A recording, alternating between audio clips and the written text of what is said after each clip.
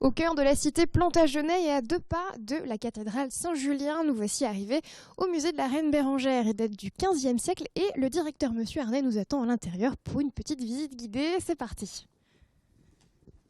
Et on est arrivé dans la première salle avec Monsieur Arnay. Bonjour Monsieur. Bonjour. Ça va bien? Ça va très bien, je vous remercie. Donc, vous êtes le directeur de tous les musées du Mans. Oui, exactement. Voilà, et puis vous allez nous faire une petite visite guidée du musée de la Reine Bérengère. Oui, je vais vous présenter les quelques salles et quelques œuvres qui sont présentes dans ces salles du musée de la Reine Bérengère, en effet, oui. Donc ici, c'est la première salle dans laquelle on entre quand on arrive dans le musée. Quelle est la thématique principale justement de cette salle ?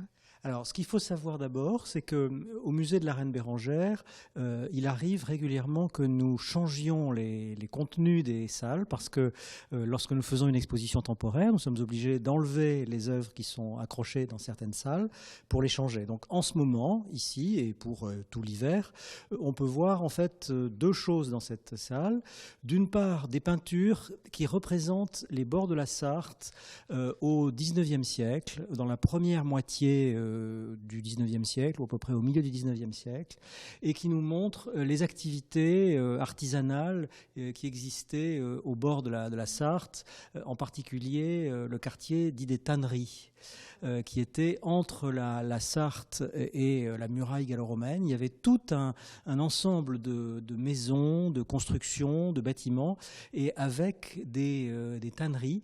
On voit sur certains tableaux l'accumulation des maisons entre les bords de la rivière et la muraille gallo-romaine qu'on ne voyait absolument pas à ce moment-là, qui était cachée par tout cet ensemble de maisons. Et c'est seulement lorsque on a commencé à vouloir créer un accès au centre-ville en perçant le tunnel qui existe encore aujourd'hui, qu'on a petit à petit démoli ces édifices, ces maisons. Il y avait sans doute aussi une question de salubrité parce que les tanneries, ça a créé beaucoup de pollution, ça sentait extrêmement mauvais et beaucoup d'habitants du quartier et de la ville se plaignaient de ces nuisances, si on peut dire. Donc petit à petit, on a démoli. Mais c'est très intéressant de voir justement cette configuration des bords de la Sarthe jusqu'au milieu du 19e siècle ou vers les années 1860-70 à la rigueur. Et où il y avait donc cette concentration très forte de maisons. Et on voit aussi sur certains autres tableaux les activités au bord de l'eau.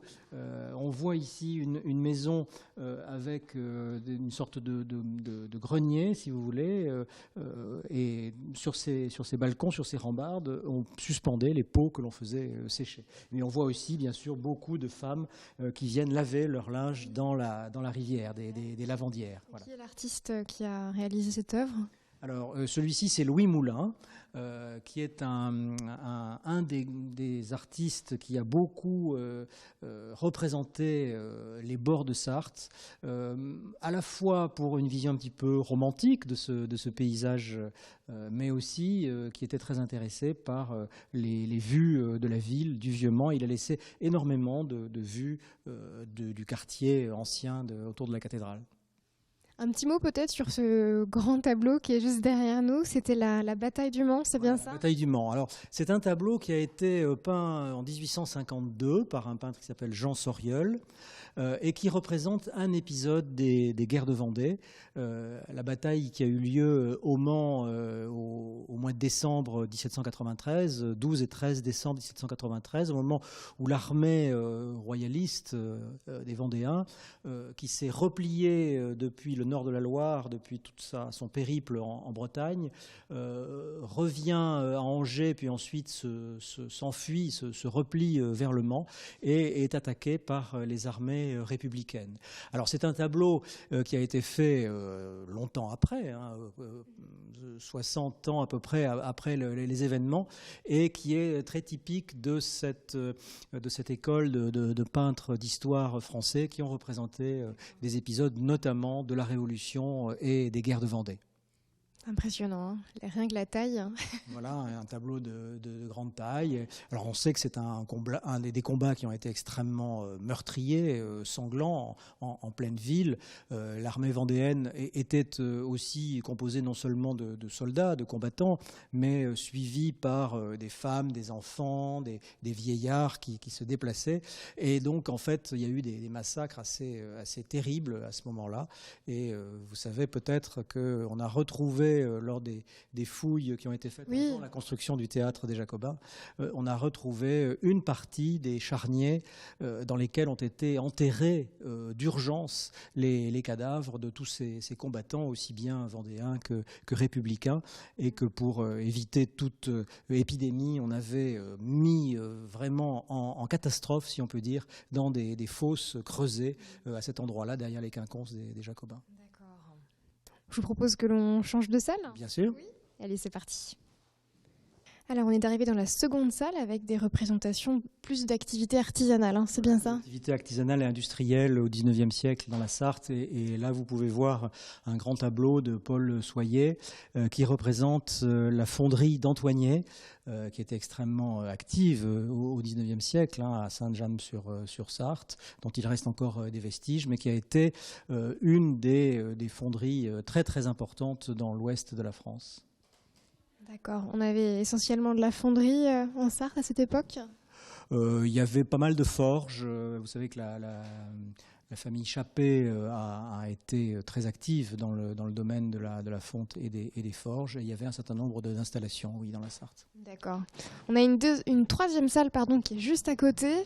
Donc on change encore d'univers et d'époque.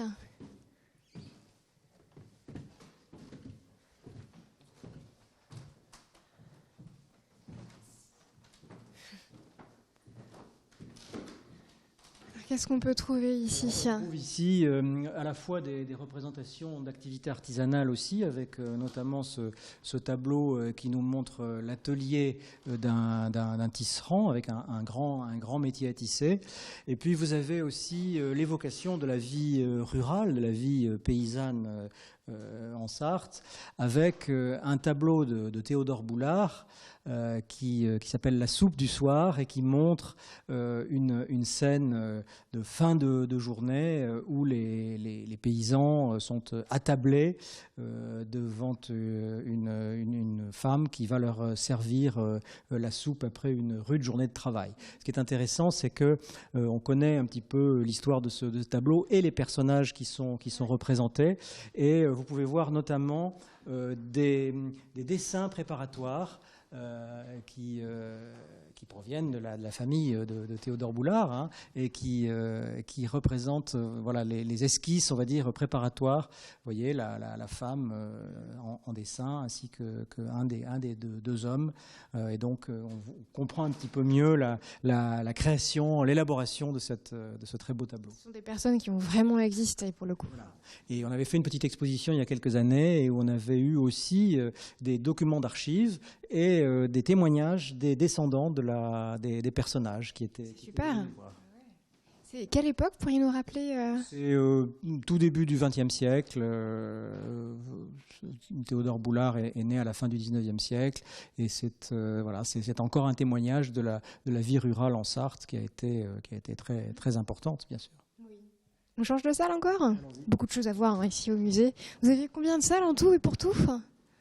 Eh bien, il y a deux salles au rez-de-chaussée, 3 salles au premier étage, 3 au second et une au troisième étage. Ah oui, rien que ça.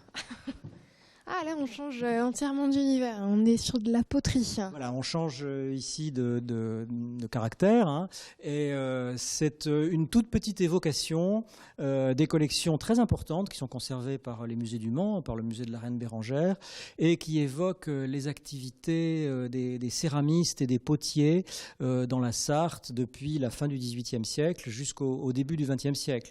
On connaît bien sûr, la faïence de Malicorne, qui est très célèbre, mais il y a aussi aussi d'autres centres de poterie sartoise, à Ligron notamment, Prével, avec un certain nombre de potiers qui ont laissé des œuvres assez extraordinaires. On pense par exemple à un personnage comme Léopold de Tuilan, qui se plaisait à faire des scènes très populaires, des pichets, comme vous pouvez le voir, oui, avec des représentations de personnages ou d'animaux.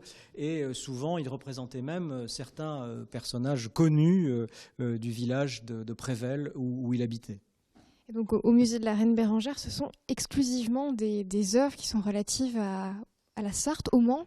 Oui, alors le musée de la Reine Bérengère a des collections variées, comme vous le voyez ici, des collections de céramique, mais aussi un très grand nombre d'œuvres graphiques, dessins, estampes, gravures, mais aussi peintures, et qui sont très intéressantes parce qu'elles évoquent l'histoire de la Sarthe, comme on l'a vu, mais aussi l'histoire du Vieux-Mans, la cité Plantagenet d'aujourd'hui. Et c'est vrai que ce musée qui est situé dans le cœur de la cité Plantagenet est un peu le symbole de cette vie ancienne, de ce quartier. Surtout que le musée est dans un état de conservation qui est remarquable. Oui, enfin voilà, ce sont 3 maisons anciennes en fait qui sont accolées l'une à l'autre et avec quelques difficultés, on va dire, de circulation parce qu'évidemment les escaliers sont étroits, les 3 maisons ne sont pas au même niveau et que pour des personnes qui ont de la difficulté à se mouvoir ou à marcher, évidemment c'est pas très commode, mais c'est en même temps ça a énormément de cachet parce que c'est très typique de ce qu'étaient ces maisons du XVe siècle et du XVIe siècle dans le Vieux-Mans. Très bien. Un petit mot peut-être pour finir sur les horaires du musée, etc. Comment on peut venir, quel jour, à quelle heure?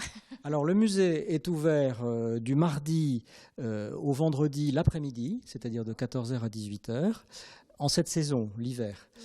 Et il est ouvert ensuite le samedi et le dimanche de 10h à 12h30 et de 14h à 18h. Voilà, donc le week-end, c'est ouvert matin après-midi. Et à partir du printemps, il ouvrira également le matin du mardi au vendredi. Voilà. On ne vous a pas tout montré, hein. Évidemment, il reste des salles à l'étage, mais on ne vous montre pas tout.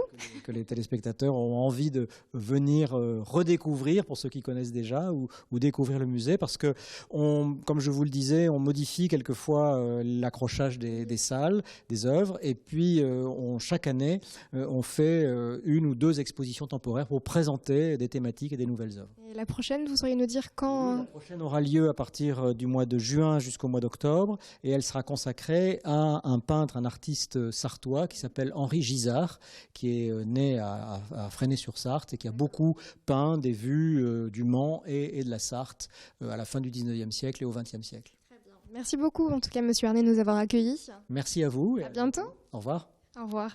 C'est pas terminé pour vous et moi, direction le cinéma juste à côté.